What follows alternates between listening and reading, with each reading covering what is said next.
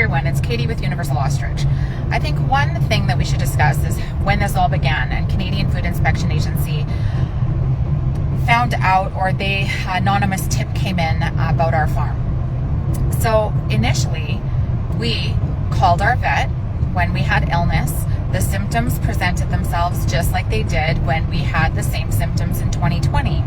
At that time, our vet took samples and that came back positive for Pseudomonas bacteria. Pseudomonas bacteria is not reportable to the Canadian Food Inspection Agency. So in December, when we had the same symptoms, we contacted our vet, as much as Canadian Food Inspection Agency wants to say we didn't. It is in our tribunal call logs with Canadian Food Inspection Agency where they discuss that they know we contacted our vet and that we were waiting to hear back from our vet. In those call logs, they also say that if our own vet thought that it was avian influenza, then to get our own vet to contact Canadian Food Inspection Agency. I just think that this is very important for people to understand. When Canadian Food Inspection Agency called us due to an anonymous tip, we were extremely cooperative because absolutely was not on our radar that it could be avian influenza. We thought it was Pseudomonas bacteria. So with that disinformation, I want to make that part very clear. It is in our own tribunal call logs with Canadian Food Inspection Agency that they know that we already contacted our vet.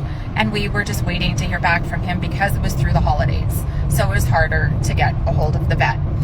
One thing I think we need to be extremely concerned about is that anonymous calls can bring Canadian Food Inspection Agency to your door, and based off suspicion, Canadian Food Inspection Agency can kill every animal that you own. So if you have a disgruntled neighbor that's upset with your rooster crowing every morning, they can call Canadian Food Inspection Agency, and Canadian Food Inspection Agency could say that there was an anonymous tip, somebody was sure that you have avian influenza, and that would give them enough authority to come and kill every animal you own. So I just think that that's a very important piece to put out there. It's been 25 days since we had one of the biggest bloodsheds and inhumane killings in probably Canadian history on animals, and our hearts are still very broken, but we are piecing this all together. And the only reason we've been able to piece it together so well is because we've had the support and love of all of you.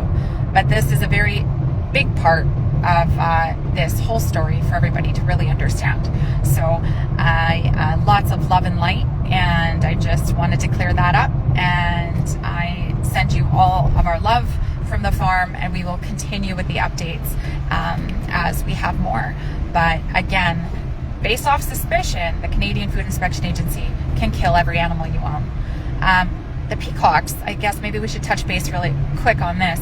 Critter Aid, I am so happy that they get to keep their peacocks, and how they got to keep their peacocks is where we need to focus.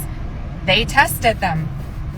So it kind of is a little bit contradictive that we were unable to test any of the ostriches that were part of the mass slaughter on November 6th, that Canada and all across the world had to witness and bear witness to, that has changed most of our lives forever.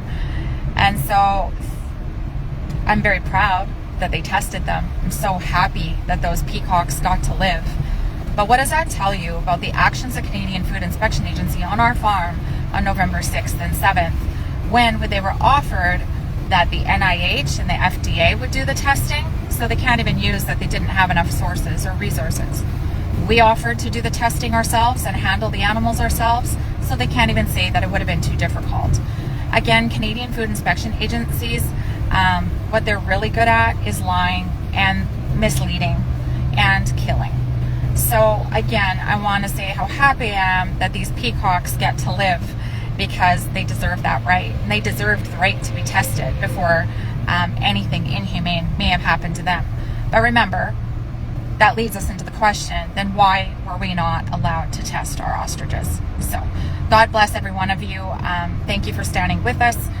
Love and light, and we're going to just continue along this journey of truth and advocacy for our farmers and a better future for our children, our grandchildren, and we're going to stay united because we're stronger together, and the world is going to continue to watch. So with all my love and all of our family's love, thank you for your prayers and your consistent, constant messaging of strength and hope.